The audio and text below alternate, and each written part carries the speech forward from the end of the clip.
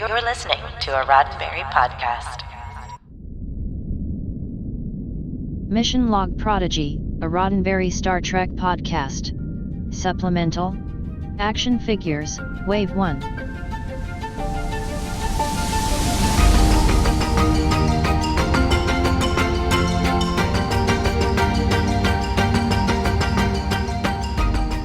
Welcome into another episode of Mission Log Prodigy, a Roddenberry Star Trek podcast. I'm Norman Lau. And I am Charlene Schmidt. Just like on our flagship Mission Log podcast, we here at Mission Log Prodigy like to discuss an episode and dissect it for morals, messages, and meanings. And we do that during the season. But right now we're between seasons. So what are we doing, Norm? Well, I mean, even though that we're waiting for Star Trek Prodigy to return, and we're waiting really patiently, we're excited to continue our product review supplemental shows, as we've been doing for the last couple of shows. And for this episode, we have brought in our very own in-house action figure expert and collector extraordinaire in his own right, and, of course, the man who makes us look and sound good every Mission Log Prodigy episode, every Mission Log episode, let's be honest, the incomparable Earl Green. Welcome, Earl. Thanks for having me on. Although you can't see me. Hello, everybody. Please remember, even though this show is produced both for YouTube and as a regular podcast, the nature of what we are about to review really is best viewed and not just heard.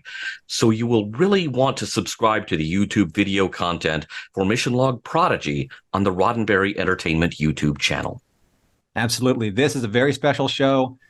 You're going to want to subscribe. We'll let you know how to do that in a second, but make sure that you get a chance to listen to all of our podcasts at podcasts.roddenberry.com and Apple Podcasts, Google Podcasts, Spotify, Stitcher, or wherever you listen to your Roddenberry podcasts. You can also follow us on Mission Log Prodigy on Twitter at ML_Prodigy, just to keep up with our latest news and updates like this particular show. I've been kind of teasing it around a little bit ever since the product that we're going to be talking about has been released and kind of parsed out into the public space.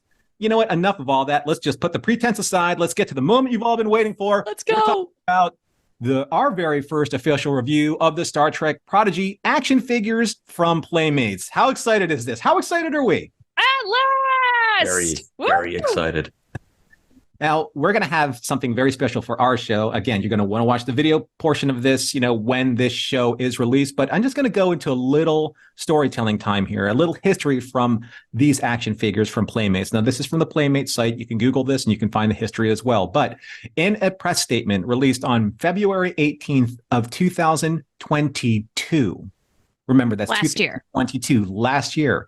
Playmates Toys and Paramount Consumer Products have revealed a first look at the action figures from the Paramount Plus animated series Star Trek Prodigy. And the copy is Star Trek Prodigy follows a motley crew of young aliens who must figure out how to work together while navigating a greater galaxy in search for a better future. And then there's some more copy that supports that. You'll be able to read that on the website. At launch, the new toy line will include the following Star Trek Prodigy characters: Dal RL figure with Murph. And this is a 5-inch figure. Gwendala as a 5-inch figure. Jankum Pog in scale, a 4-inch figure. Hologram Janeway, also a 5-inch figure. Zero, a 4-inch figure. And Rock Talk coming early 23. Well, we're a little bit early 2023 right now, so we're going to talk about those delays in a little bit. Now, these how would you read that? It's 1 1/4 scale, Earl, or 1 1/4 scale? 1/14 scale. 1/14 scale. See, I'm not the expert. Earl's the expert. That's why we have him here. These figures will feature 14 points of articulation and come packaged in a brand new blister pack style designed exclusively for the Star Trek Prodigy toy line. So that's very exciting. We're going to look at all of those details just in a little bit.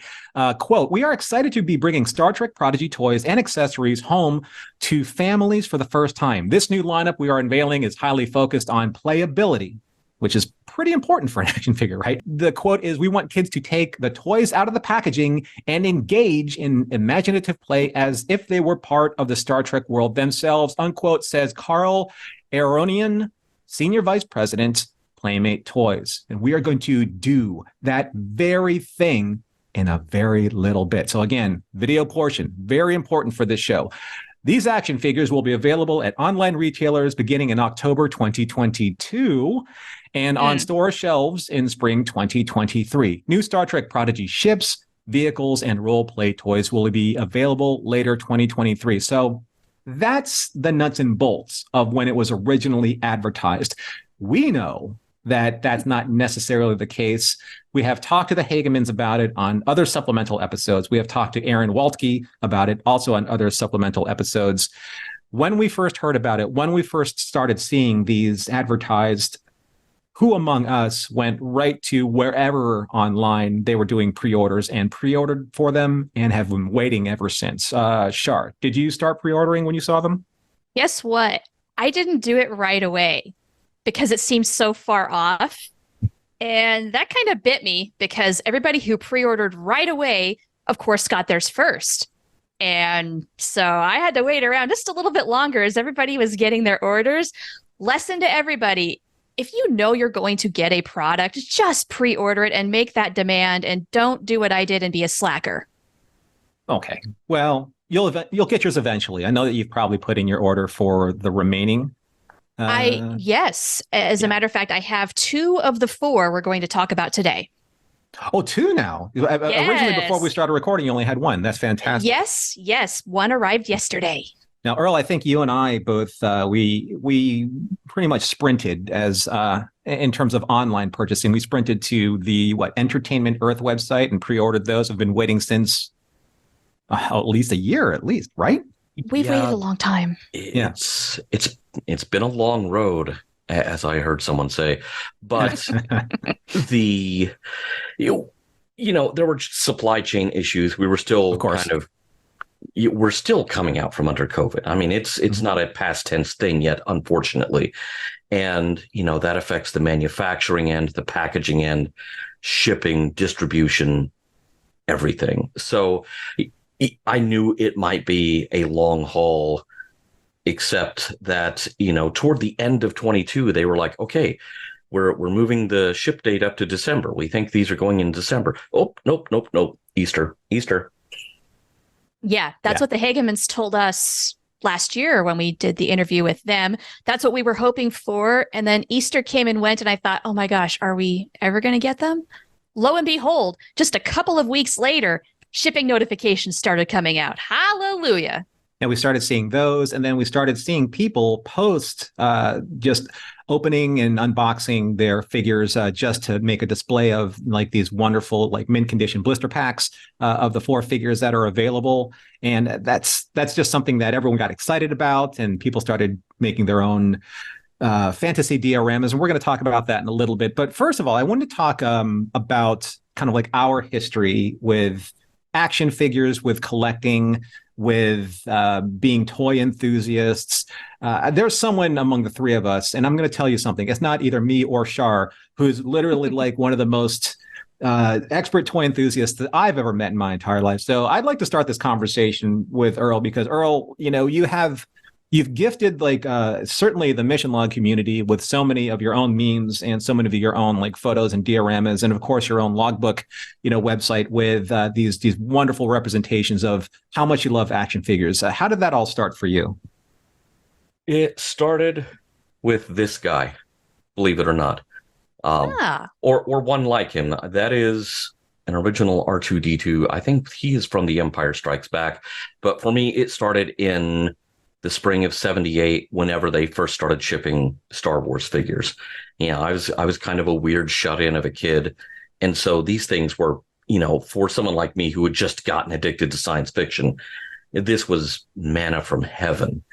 And, it was one of those cases where, the back of the packaging said, collect all 93. It's like, oh, I am going to try.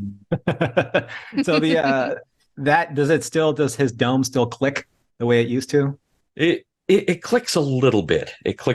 His clicker, much like mine, has a lot of mileage on it. Yeah, he's been worn just a little bit and played with and lovingly played with. And, that's the thing with, toys and action figures. There was of a time, and I think, Earl and I are fairly close to have, enjoyed kind of like the I would say like maybe ground zero from when action figures really took off. And that was like right after Star Wars in 1977. Yeah, the 1978 Sears Spectacular with a catalog that where you were able to buy like the lineup of like the main figures and some other extra figures. And that was literally where a lot of fandoms of kids of a certain age took off with their action figure collecting, because that was it.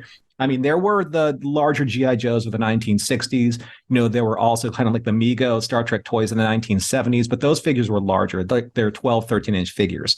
But now you started getting into these 5.5 or 5-inch figures in these toy lines, and then they became so easily playable with great amounts of detail and the ability to create your own adventures. And I don't have enough time or enough notes in my therapy sessions to tell you what happened to all of my figures when I was a kid. All I can say right now is that my mom does not let anyone in my rooms at home ever anymore. So, yeah, but I took it to that level. I took it to every corner of my room was a diorama of some kind, rekindling or revisiting, scenes and movies that I loved, creating my own adventures. That's what these are. And I'm so glad that they mentioned that in the blurb for the action figures. These are meant to be opened and played with and to spark imagination. Now, Shar, were you an action figure fan for a while? Is this something new? How did yours start? How did your fandom start? It's kind of a roundabout thing for me when it comes to action figures. I didn't really buy my first action figure until I was 12. So I'm behind the curve a little bit for the target audience. But this was at the height of the end of TNG, like 1994. And so, of course, all the TNG stuff was around. There was the bridge play set. There was the ship with the sound effects. I had it all. I eventually just got it all. And as I got older, though, later into my teens, I thought, what am I still doing with these things? It's not like I play with them. I'm not displaying them. What am I doing? I ended up giving them to a kid in my neighborhood. He was like a little 7-year-old boy who liked Star Trek. And I thought he can put them to better use than I can. And I gave them to him. Oh. And as an adult, I realized, man, those things would have been fun to keep around, although I really don't know if I would have moved them around or not. So in my adulthood, I started recollecting figures. Mm-hmm. So I'd go to thrift stores and I'd find one here and there, little odds and ends. And over time, I got some of the TNG crew back. I got the Voyager crew, some DS9 characters, whoever I could find. Yeah. And so I've got a little bit of a collection now, as well as Babylon 5. As you know, Norm. And that's really about it, though. I think, for some of us, again, of a certain age, we collected a lot, we had a lot, of choice at our disposal. And when we were growing up, there's like G.I. Joes and Transformers and, of course, anyone who has love for Legos. But those aren't really, not Legos that are action figures specifically. But, those are of a time, when we had time, we had imagination and we had a little bit more daydreaming at our expense. So we could have a little bit more interaction and fun. And I think that at one point in time, maybe in some collectors' lives, these became more collectible than playable.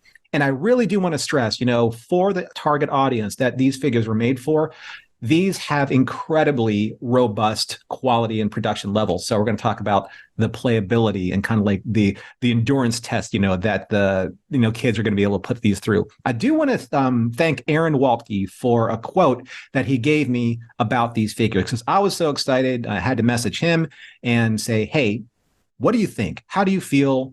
And he said, the quality of these figures certainly measures up and, dare I say, surpasses the Playmates figures of the golden age of Berman-era Trek. I'm so happy that the next generation can experience the joy of creating their own adventures with away missions in the backyard, and older Trek collectors can add our show, that is Prodigy, to their personal archives.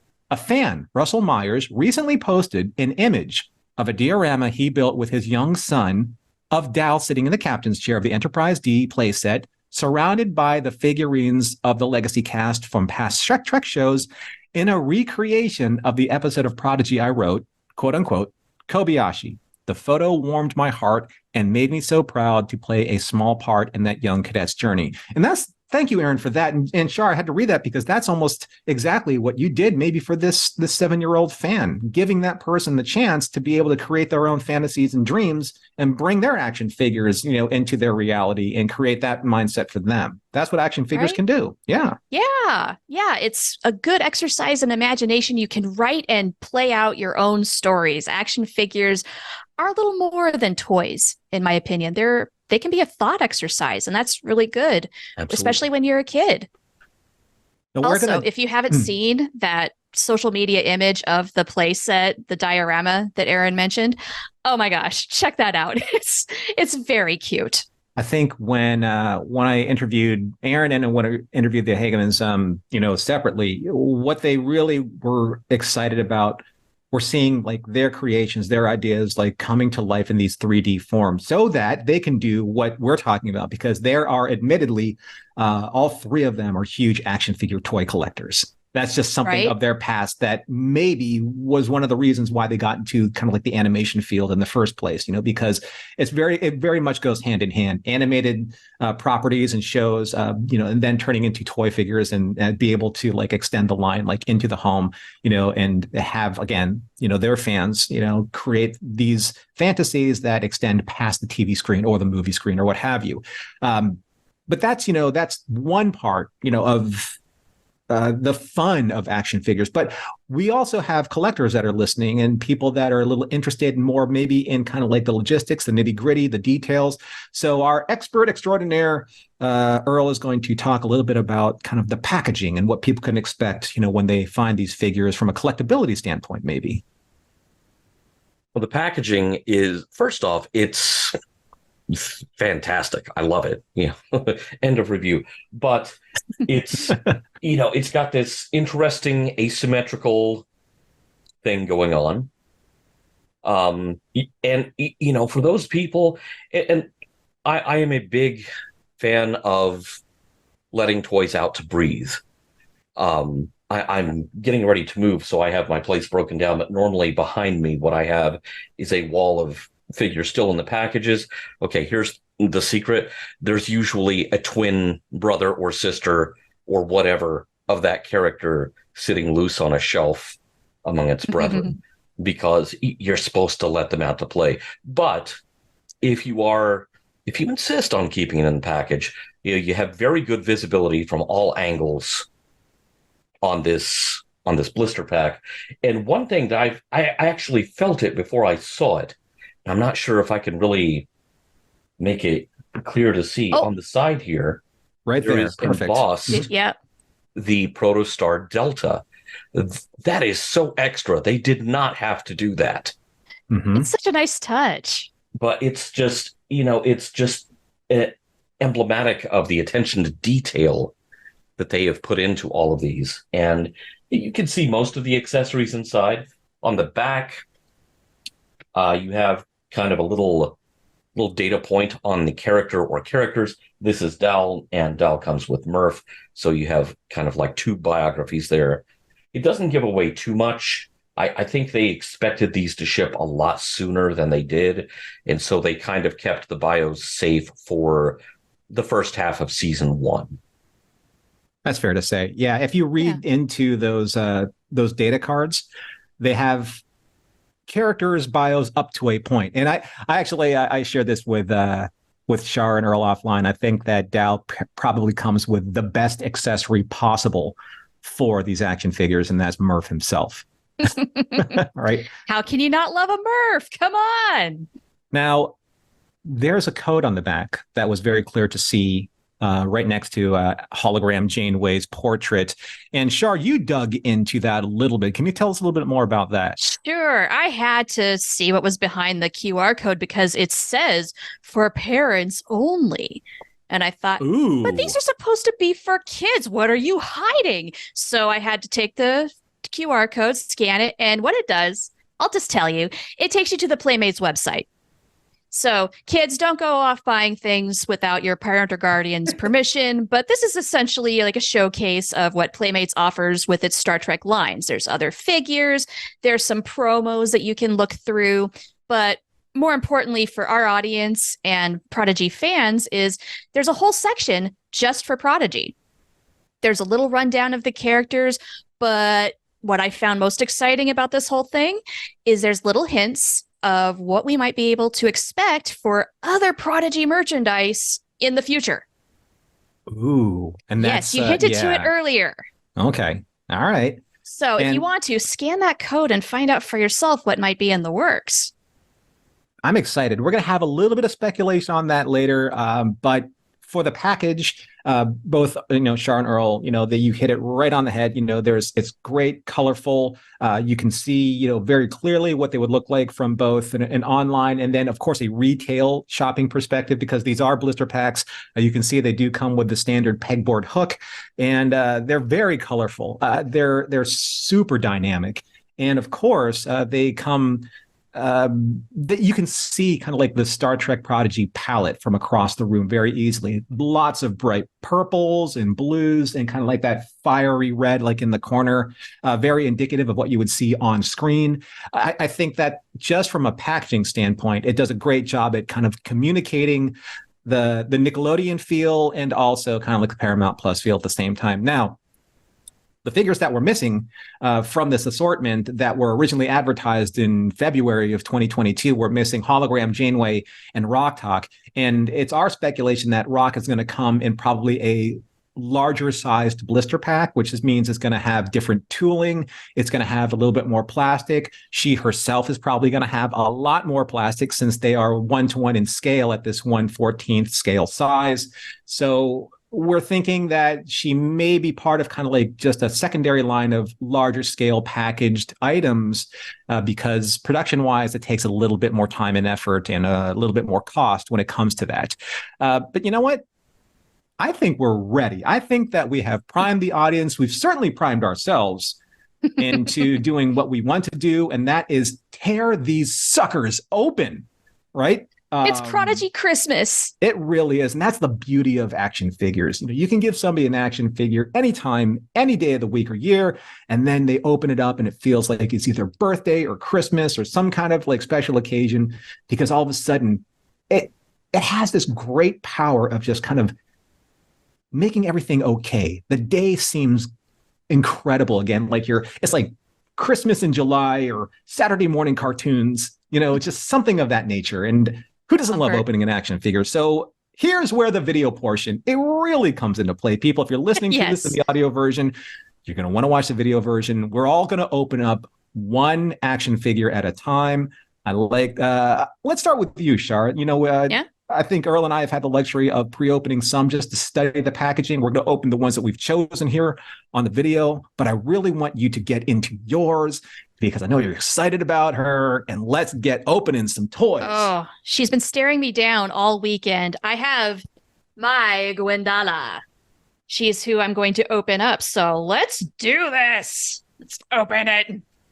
It really does feel like Christmas, by the way, doing this live. Right? Right? It is a gift from me to me.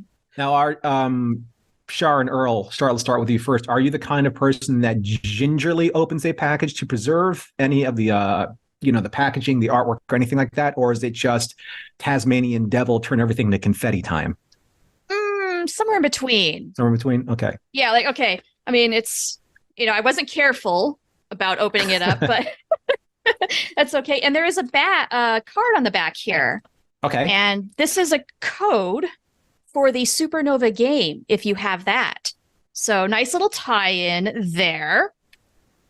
Now, as for Gwen, she has a stand, which, Norm, you pointed out off camera, is just about to scale of an actual comm badge that you're wearing right now, yeah? Yeah, so if you can see this on camera, so I'm wearing the Fansets communicator pin.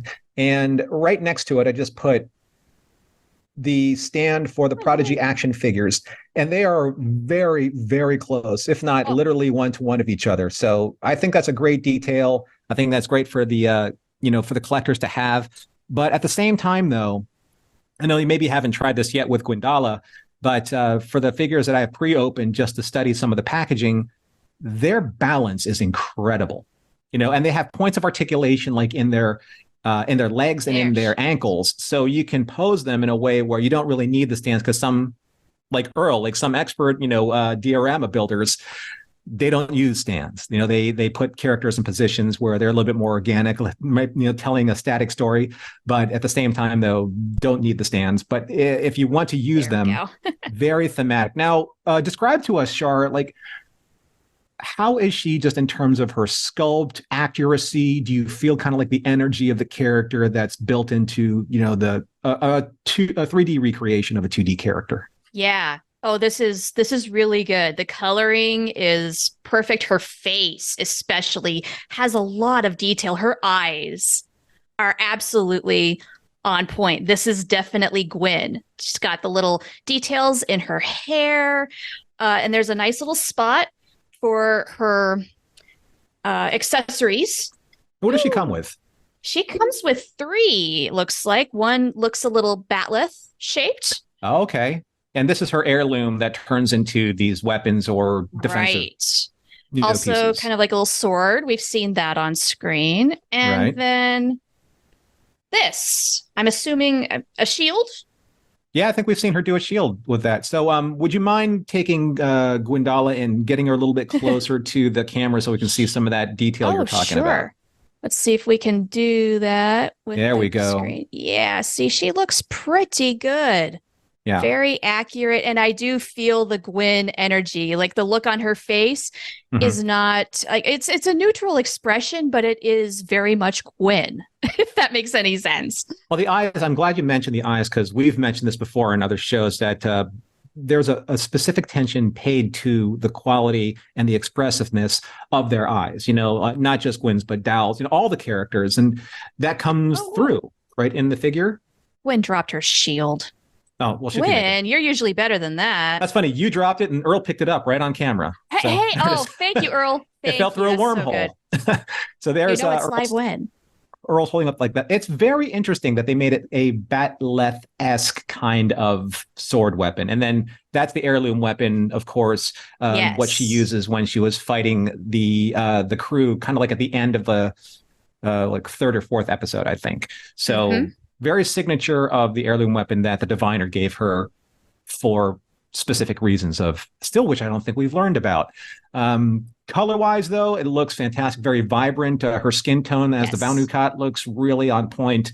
It's good. There's even little markings for where her heirloom is on her arm, which is a nice touch. That's, a lot of detail that, frankly, they didn't have to do. And maybe in the 90s with the Playmates toys where they might have skimped on a detail like that, but not here. Not here. And that's that playability that we want people to have, as the executive at Playmate said, in their blurb that they want these to be playable toys, not collectible and certainly not static. You want people to open them up and have fun with them and create their own adventures. And who knows, maybe sometime down the road, we'll get, and this is for you G.I. Joe fans, you know what I'm talking about. We're going to get the scale type of USS Flag style of Protostar ship where we can put, or at least the Protostar bridge, where we can put our characters and have them, in their own adventures that we can write. So yeah, are you happy? Are you excited? Is that something that... Yes, thrilled. Yeah, it's been worth the wait?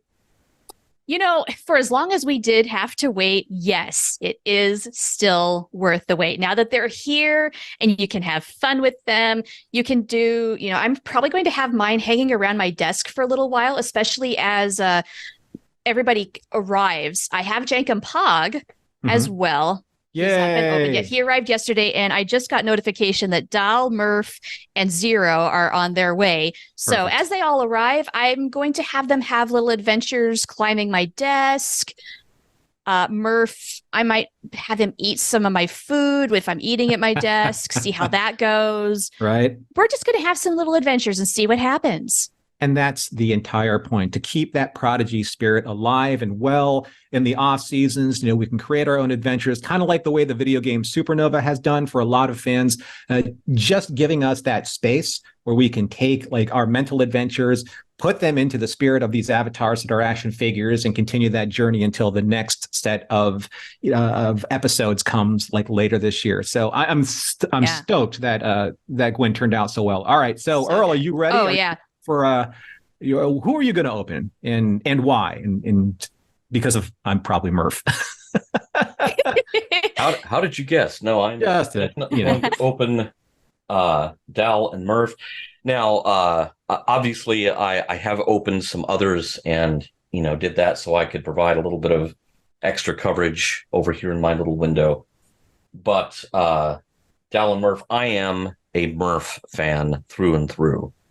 I have cats. Murph kind of reminds me of my cats a little bit. I get this, Earl. It's Hardcore. impossible not to love him. We need to get you a purple cat that eats everything. I already have 2 other cats who eat everything, so I'm sure there would be. You're probably good. Now, while you're opening this, were you excited or were you like, I wouldn't say disappointed because I don't think we'd ever be disappointed in just a Murph figure, but did you want Murph to be on his own? How did, with different types of, amorphous accessories of, him shooting like some kind of like blob thing at somebody or, all the different shapes? Could have been like a 5-pack of different Murph shapes and like a Murph base figure. Gosh. So, and that might come out later. You're welcome, Playmates, or like a stretch Armstrong version of Murph. So, or are you okay that he came with Dal, or you think he should have come with Rock Talk? How do you feel about that? I'm okay with him coming with Dal. I'm a little bummed we don't have Rock Talk. Now that I see how good these are, I am, I'm definitely bummed that we don't have the whole crew.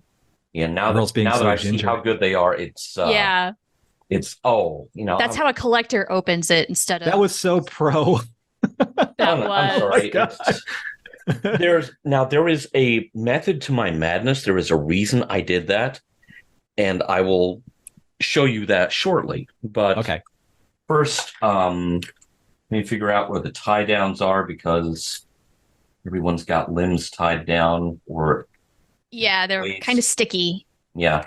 So now, if kids talk are amongst yourselves this, while I cut the tie downs out. Sounds good. Well, I actually wanted to talk about that a little bit because in opening these figures, we're all excited, and it kids on Christmas morning, or if you celebrate Christmas, or just getting a fun gift in general. But when you open this, make sure that if you're having problems with the ties, please have your parents supervise opening these with you, or parents supervise your children, because if you want to use what I use in these kind of these nippers or kind of like these twine cutters.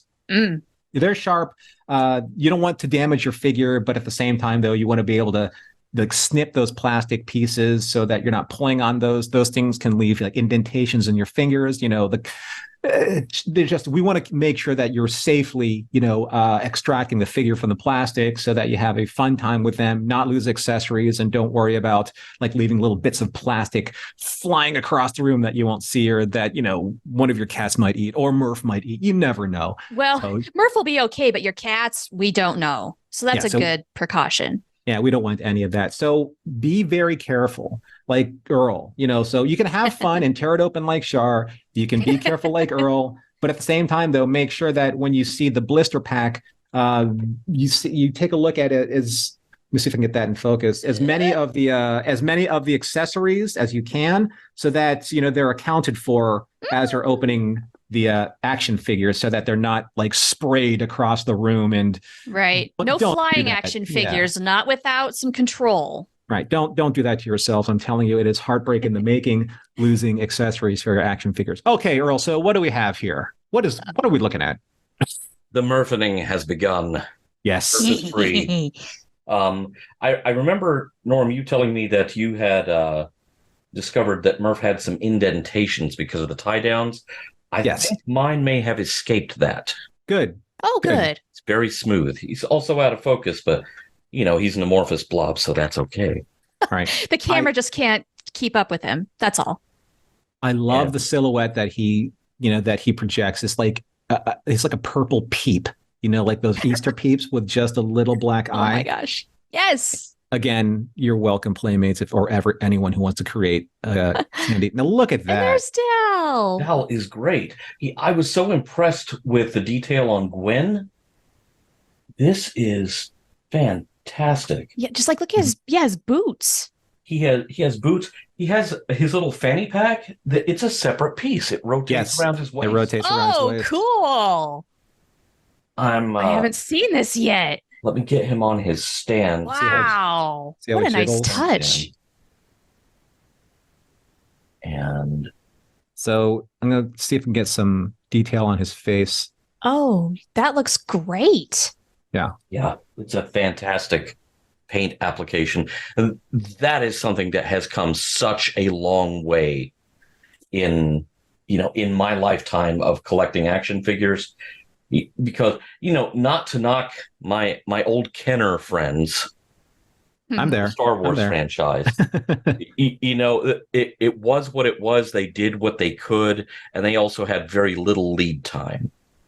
But this is amazing, and I kind of wonder if someone sculpted this looking at reference artwork, or if they actually just put the 3D file, into a CAD program, worked out what the tooling would be, and this is what the figure is, and so of course the details are perfect.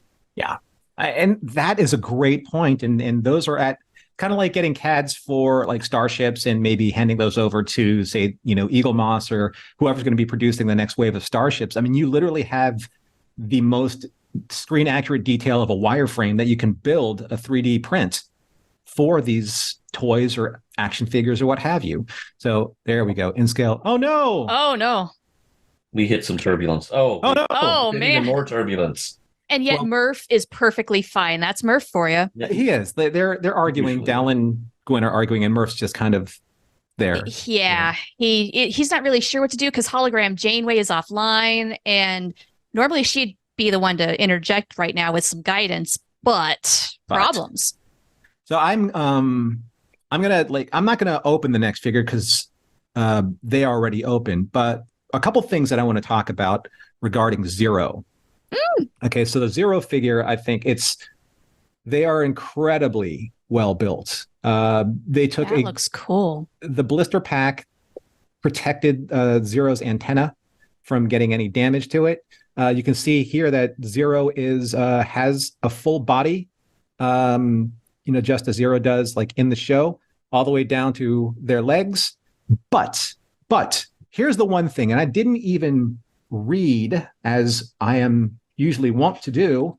I didn't even read the instruction book that came with Zero. Now, if you can see, there is a stand. There's an extra stand that comes with the Zero character. So what you can do is you can gently pull the legs off of Zero and just put Zero. Yeah, I know, right? And just turn Zero into the hovering Zero body. That is so cool. There's a hole in the back for this, what they call pardon the pun, I'm stealing this from Earl, a zero gravity stand. And then you put that into Zero's back. And then, let me just get this all set up. You can literally have Zero floating around. Oh, awesome. As you put the stand on your desk. That is so extra. I was not expecting that. Right. That's genius. So that in and of itself is a great example of not only creating interactive toys, but having the forethought to make sure that these characters are fully interactive for the playing experience. That's what you want from your action figures. You don't want to have to go your own extra mile for that. You want to be able to do this because that's what these characters do in the show. Right. Hey, I think we have the Kegamans to thank for that. When we talked with them, they definitely talked about how they wanted the action figures to be like this. I have to imagine they had a big hand in making sure that the characters had these sorts of details and functionality. Like once again, they mentioned Gwendala. She got a lot of accessories because unfortunately female action figures don't always sell the best, but she will now because she's got cool stuff to do. But everybody has a really cool feature. That's a great point. I'm glad that you remembered bringing that up because that was the one thing I think they lamented a lot about when they were growing up. They didn't have, Princess Leia was pretty much like the action figure, the only female action figure of any kind in the Star Wars line per se. Scarlet in the G.I. Joe line, a handful of other characters, and they just didn't sell well in the predominantly male dominated market or action figure audience. And one thing though, I wanted to really give credit where credit is due when it comes to the Zero figure. So they mean Playmates paid attention to Zero as being a genderless character, even in the write-up for Zero on the back of Zero's card. And they said here, Zero is a bodiless, genderless, energy-based life form whose true appearance can drive anyone insane, the Medusan. To protect everyone, Zero wears a containment suit made from cast-off materials. Curious and intelligent, Zero is a telepath who just wants to help those around them. So they're very specific and making sure that Zero is represented in the correct way, how Zero is represented in the actual show itself. So I think that's very commendable for Playmates to do that. Absolutely fantastic. And I can't wait for people to start playing with the Zero action figure. I almost want to buy another Zero action figure and paint them white. Unless that's a spoiler for, you know what I mean? Oh my gosh. Yeah. Thinking ahead, there's just so many future action figures that I want. We're going to get there though.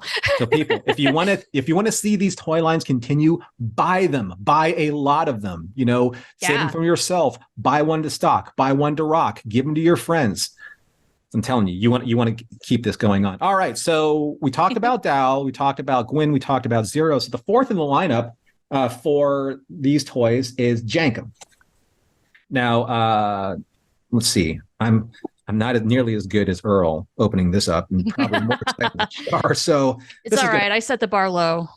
So, but there is an interesting thing. There's a lip here on the back of the package where you can kind of pry off the plastic from the back to front. Oh, yes, there is. And that adds a little bit more purchase where you're basically peeling off the back. Just like that. Hey, look at that. Right. And then you can save the card, because the cards for some, like if you were in the G.I. Joe era, you want to save the data cards so that you can keep them on file. I probably will, because that's the kind of nerdy action figure fan I am. And then you can just basically pull from the back to the front, and keep that figure intact inside the plastic, making sure that the accessories just don't go flying everywhere. Now, I think we all agreed that Jankum was probably the most accessory heavy character that there is so far. It's got a lot going on there. Yeah. Got a lot going on there. I'm not going to take out all the accessories, but I am going to extract the main figure here. And let's see, where are my nippers? Because I want to make sure that I do this the safe way. Where are my glasses so that I don't nip my own fingers? Right. You want to see when you're doing surgery. Jankum is actually very large. He's a very large piece of plastic in terms of an action figure. He really is. What he doesn't have in height, he makes up for in width. There's volume here. All right. And again, to scale. And to scale. So I got one of those things done. I got another one of those nippers right there. Don't mind the blood. I'm just kidding, kids. Careful there, Norm. So I'm going to pull him out. Don't you love that sound? You just love the sound of plastic just getting shredded apart, right? Okay, so this figure is amazing, right? Take a look at that detail. He looks so good. Right? Take a look at that. So he has his Zero hand, of which, Earl, we were talking about this. We can't wait to get a little bit more history on the hand. Yeah, I want to know what happened there. Yeah, we got to know. He's got perfectly little stubby legs. Look at those. Look at them. So cute. Right? All of his his engineering gear is intact. You can see the ribbing. If my camera works properly, you can see the ribbing and sculpting in his engineer's belt, with all of his tools. Now, again, if you want to go that extra mile, you have pretty much the perfect base figure to work with. And I know a lot of, people out there that are in the action figure, enthusiasts groups, you can go in there and kind of add more paint and more texture and kind of more details. But when it comes to that kind of a mold, I mean, look at that face. Look at that face. Right? It's perfect. It's the perfect facial expression. It's the eyebrows. It's everything. You have like great kind of like just the gradient of paint. It's not blocky or hard. You're getting a lot of that subtlety, in the beard, kind of like his, the coloring on his nose. But the spots. Oh my God, the spots are amazing. I don't even know where to put all of them, but the accessories are there. You can. I know that makes no sense right now on my camera. You need a lot of tools when you're an engineer, so it makes sense. Let's see if I can see what, I don't know, what they describe what's going on here. So they have also, again, the extra pack that comes with your code. Now, here's something, Earl or Shar, do either of you have your codes handy right now? Maybe got one right here. Okay, so you have Gwen's handy. Earl, do you have Gwen's handy? I do not have Gwen's handy, but I do have the one that I just opened. So you have Dal's handy? From Dal's, yeah. Okay, so I'm just curious if yours said something different than mine. Now, I don't want to say the code out loud, but we're gonna have to probably see if we can get some clarity for our viewers out there to see what these do. But mine says unlock Dal's in-game upgrade, and this is for the Supernova game, for your Nintendo game system. Switch system is on that, on the Switch system, and or on the PS4, PS5, whatever those game systems come with. But they come from Outright Games, which the producers and the programmers for Prodigy Supernova. And I'm just curious if there are randomized codes or if there's just like one code per the character that you're going to upgrade in the game. Now, for Zero's card doesn't say for a Zero in-game upgrade. It says for an item aboard the Protostar. Unlock a unique item aboard the Protostar. What does Gwen say? Gwen says unlock Gwen's in-game upgrade. Okay, so Gwen as a character gets an in-game upgrade. Dal as a character gets an in-game upgrade. Zero as a character does not, but the Protostar gets an item upgrade. And then it says here for Jankum, unlock Jankum interaction in-game. Ooh. I'm intrigued. Okay, so they're not just kind of like carbon copy programs or codes where you're going to get basically just one small particular item. It looks like there are kind of variety of different things. So again, if you're going to want to collect them all, you're going to get all of the upgrades for your Supernova game. And you know what, listeners out there, make sure that if you do collect these and you get your in-game upgrades, please let us know what they are, and so we can just we can either put them on Twitter or share them across our social media feeds, talk about them in the Mission Log Discord, where we're going to put more of this information later on. Let us know what you think about them, and if they're robust or worthwhile upgrades to your video game experience, because we want to know, and so do the audiences out there. So that's it for the great unboxing. Thoughts, just or more thoughts. I mean, Shar, are you impressed with the quality of the figures overall now that you've seen them up close? Yeah, absolutely. I didn't have high expectations for an action figure, just kind of knowing what they look like in the 90s. I thought, they're going to be fun to play with, and there's going to be some good accessories because of the Hagemans, but no, they have outdone themselves. It is such a different experience than, say, when I was collecting way back when. These are wonderful. They are beautiful. And yet the quality is high enough to where I feel like I can let them fly around a little bit and have some fun and adventures, and they're not going to fall apart or break, or the paint's not going to come off. I feel like they're going to withstand the test of time, which is great. You want them to. This, more than anything, I think has excited me in between seasons to like reinvigorate my love for Prodigy. It's going to last for a while. Yeah, I think that's the most perfect thing that an action figure can do, is just remind you how happy that either that cartoon or that movie or that TV show or whatever it is that action figure or action figures represents makes you, right? That's the point, right? It makes you excited that it's still like there in your mind on a daily basis. It's never really left your heart. That's why action figures hold that kind of special power, over us, especially those of us who love this kind of content, and love being able to immerse ourselves in these fantasy environments, because they're so obviously precious and meaningful for us.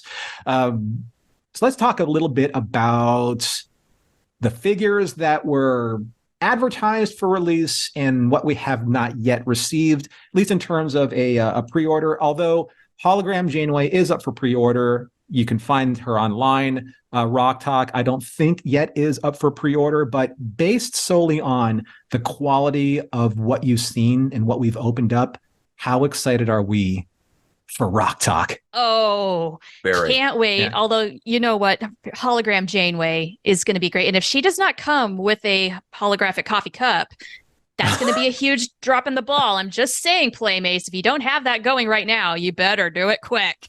All right, but I want Earl to cover Rock Talk in a second. But so with Hologram Janeway, Shar, what do you think, aside from the coffee cup, should be her accessories?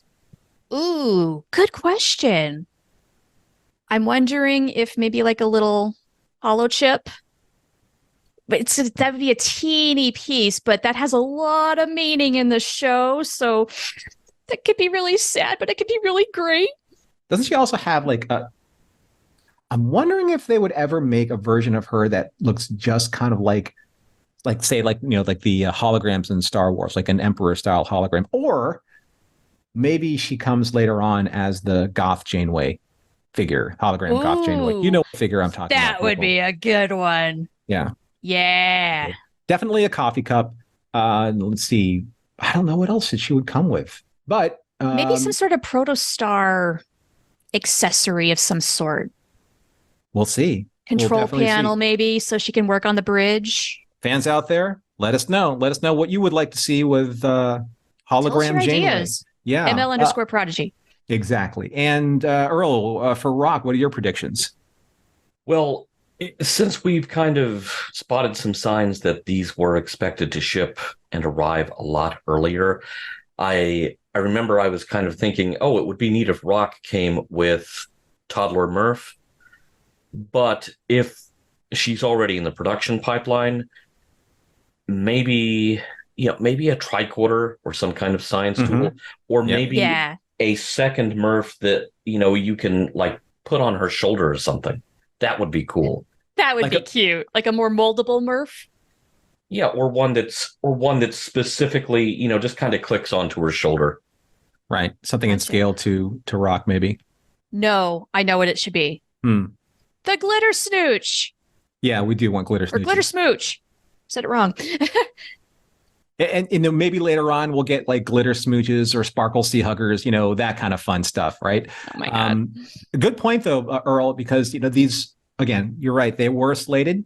I'm wondering if they just at this time were able to retool any of the packaging like for her accessories, because she was delayed and she wasn't part of the overall production push to get these first 4 figures out, or 5 really, with 6 with Janeway. Yeah, it'll be interesting to see, because Rock was all about the science. And I got it. I know exactly what they should package Rock with. What? The thing that she was putting together in Time Amok. Ooh. The warp filter. Yeah. Oh. That's a very sciencey thing. That could be. It's a very specific thing for her in that episode. It is. Yeah, she might be limited on the accessories too, given that she is more plastic than your average figure. Yeah. So I don't know if that'll be a trade-off or not. We'll see. Let's see what the listeners have to say. Again, all of your ideas, make sure that you send them to us so we can talk about them online, maybe in our next product review. That's ML_Prodigy at Twitter, or you can, email us at missionlogprodigy_. Oh gosh, I forgot our own ML_Prodigy. Prodigy. Thank you.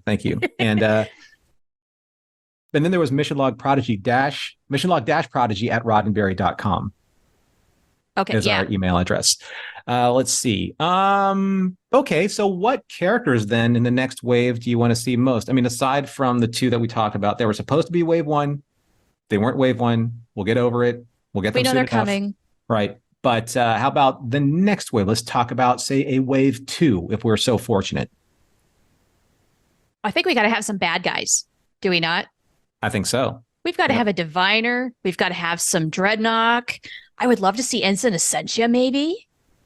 Ooh. Although I love the idea of Goth Janeway as well. Heck yeah, I want that. Is that legit? Is like a legit title? Is it Goth Janeway? I think it's caught on enough to where we can say that's official. Sure. Okay. All right. How about you, Earl? Anything that excites you for the possibility of a future action figure for Prodigy? I am definitely on board with bad guys. I think Nandi would also be a good one to have. I think Okana stuck around on the show longer than I expected him to. I think he might merit an action figure. My personal wish list would be antennas. We need antennas. Commander Tyces. Yeah. And maybe finally, Jellicoe will rate an action figure. However, there is one thing I want to bring up, and that is these are in scale with the other Playmates figures that came out last year. Oh, wow. Look at that. So that, the TNG, Wrath of Khan, Discovery characters, they are all perfectly in scale. But here's the really cool thing. Playmates didn't really change the scale that much between the 90s and now. So there you have a 1994 Admiral Kirk and last year's Admiral Kirk. Very, very small difference. And what this means is you can mix and match. You can make the crossover you want with, whatever you have on your shelves. But also this means you don't necessarily have to wait for bad guys because you can have the Borg going after Zero. Oh no, I'm Zero.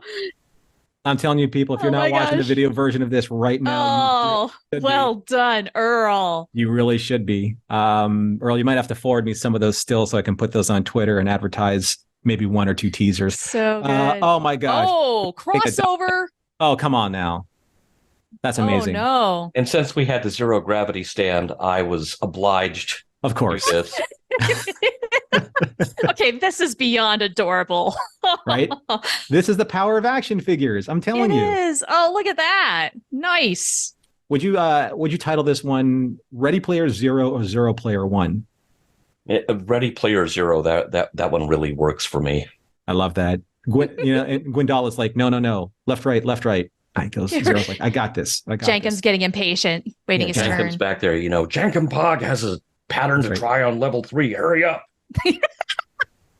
So you can hear by just the enthusiasm of our voice, or you can see it right now as you're watching the video. There is no shortage of imagination, at least from the three of us, let alone the amount of fans out there who are going to be tearing these things open and creating your own adventures.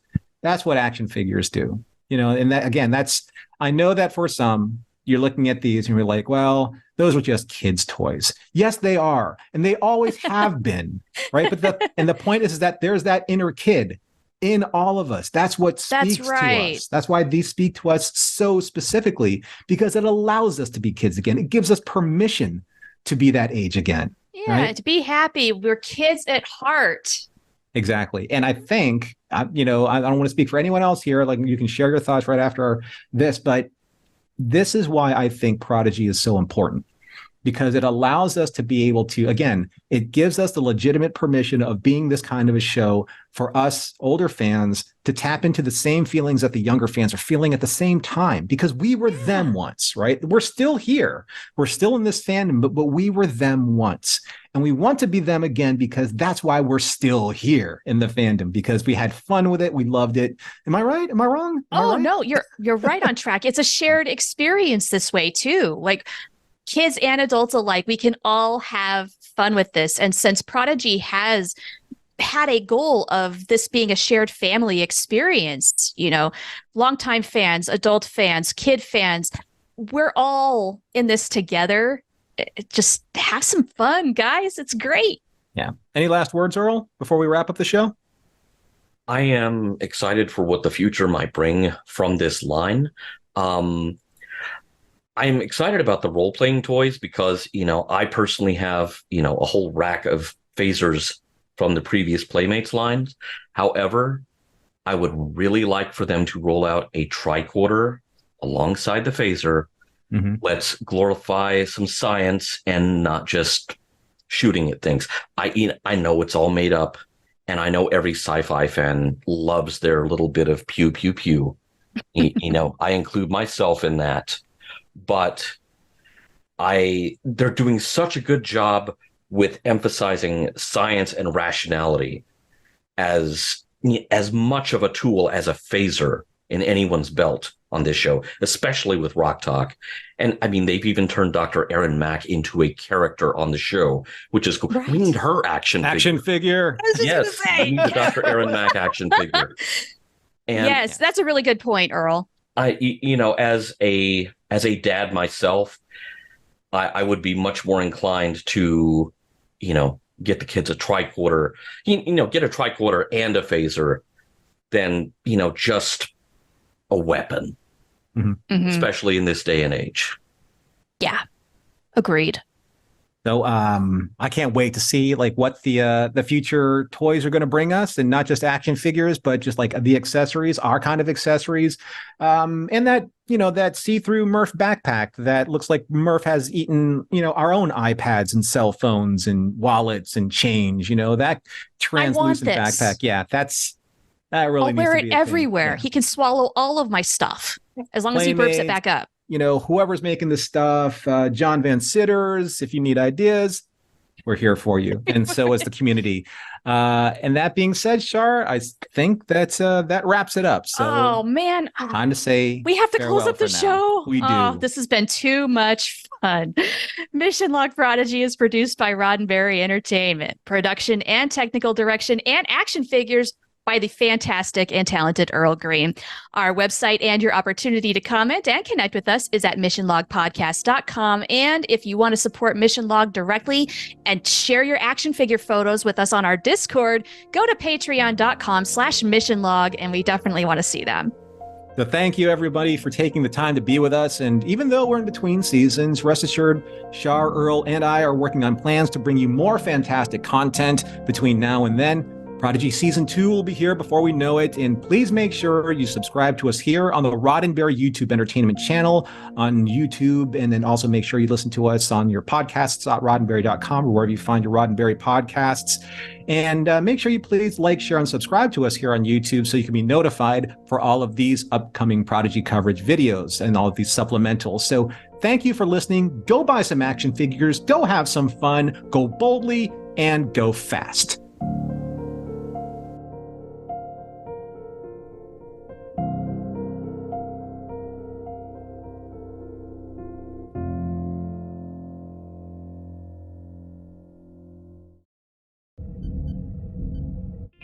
This is a Roddenberry podcast. For more great podcasts, visit podcast.roddenberry.com.